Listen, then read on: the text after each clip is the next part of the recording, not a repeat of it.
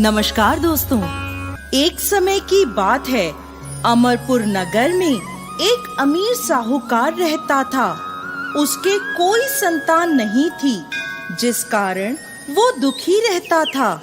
संतान प्राप्ति के लिए वो हर सोमवार व्रत कर शिव जी की पूजा करता था।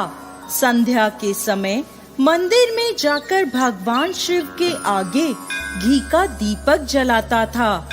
उसकी भक्ति देख माँ पार्वती प्रसन्न हुई और उन्होंने भगवान शिव से कहा, हे प्राणनाथ, ये आपका सच्चा भक्त है, कृपा कर इसकी इच्छा पूरी करें। तब भगवान शिव ने उन्हें समझाया कि पूर्व जन्म के कर्मों के कारण साहूकार के भाग्य में संतान नहीं है, लेकिन माता पार्वती नहीं मानी। तब भगवान शिव ने स्वप्न में उस साहूकार को दर्शन दिए और संतान प्राप्ति के वरदान के साथ ये भी बताया कि उसका पुत्र अल्प आयु होगा और उसकी आयु मात्र 16 वर्ष की होगी। ये सुनकर वो साहूकार प्रसन्न तो हुआ, लेकिन चिंतित भी हुआ। उसने ये सारी बात अपनी पत्नी को भी बताई। पुत्र के अल्प आयु होने की बात जानकर साहूकारनी भी बहुत दुखी हुई, लेकिन साहूकार ने अपने सोमवार के व्रत का नियम नहीं छोड़ा। कुछ समय बाद साहूकार के घर एक पुत्र का जन्म हुआ, जिसका नाम अमर रखा गया। जब अमर 11 साल का हुआ तो साहूकार ने उसे अपने मामा दीपचंद के साथ शिक्षा ग्रहण करने काशी भेज दिया। साहूकार ने उन्हें रास्ते के लिए कुछ धन दिया और कहा, जहाँ भी तुम रात्रि विश्राम के लिए रहोगे वहीं यज्ञ कर ब्राह्मणों को भोजन करवाना। यात्रा करते हुए अमर और दीपचंद एक राज्य में पहुँचे, जहाँ की राजकुमारी का विवाह था, परंतु जिस राजकुमार से उसका विवाह हो रहा था वो काना था।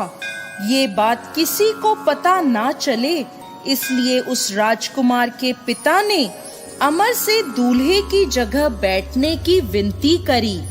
अमर ने विनती स्वीकार करते हुए राजकुमारी चंद्रिका से विवाह कर लिया।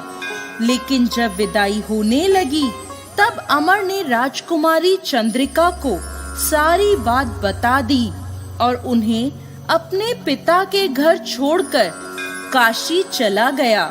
जब अमर 16 वर्ष का हुआ तब उन्होंने एक यज्ञ का आयोजन किया और यज्ञ की समाप्ति पर ब्राह्मणों को भोजन कराया और अन्न और वस्त्र दान किए। उसी रात निद्रा में अमर की मृत्यु हो गई। अब अमर के मामा दीपचंद जोर जोर से विलाप करने लगे। उसी समय भगवान शिव और माता पार्वती वहां से गुजर रहे थे। विलाप की आवाज सुनकर माता पार्वती ने शिव जी से कहा कि वो उस रोते हुए व्यक्ति का कष्ट दूर कर दें। तब भगवान शिव ने कहा, ये वही साहूकार का बालक है जिसे उन्होंने 16 वर्ष तक जीवित रहने का वरदान दिया था। तब माता पार्वती ने भगवान शिव से कहा, हे प्राणनाथ, इसका पिता 16 वर्ष से सोमवार का व्रत करते हुए आपको भोग लगाता है, कृपा कर इसके दुखों को दूर करें।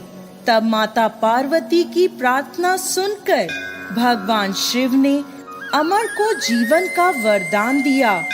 वरदान प्राप्त होते ही अमर जीवित हो उठा। उसने अपनी शिक्षा पूरी करी और अपने नगर की ओर वापस लौट गया। तब रास्ते में वो नगर आया जहां अमर का विवाह हुआ था। वहां के राजा और राजकुमारी चंद्रिका ने उन्हें पहचान लिया। तब राजा ने राजकुमारी चंद्रिका को अमर के साथ प्रसन्नता पूर्वक विदा किया। वहीं दूसरी ओर साहूकार और साहूकारनी जानते थे कि 16 वर्ष की आयु में उनके पुत्र की मृत्यु निश्चित थी। इस कारण वो बड़े दुखी थे और कष्ट में अपना जीवन बिता रहे थे। तभी उनका पुत्र अमर राजकुमारी चंद्रिका के साथ घर पहुंचा।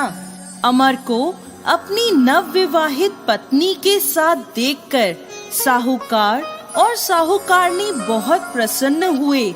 उसी रात भगवान शिव ने साहूकार के सपने में आकर कहा, हे श्रेष्ठी, मैंने तुम्हारे सोमवार के व्रत से प्रसन्न होकर तुम्हारे पुत्र को लंबी आयु प्रदान करी है। जय भोलेनाथ, जय माता पार्वती।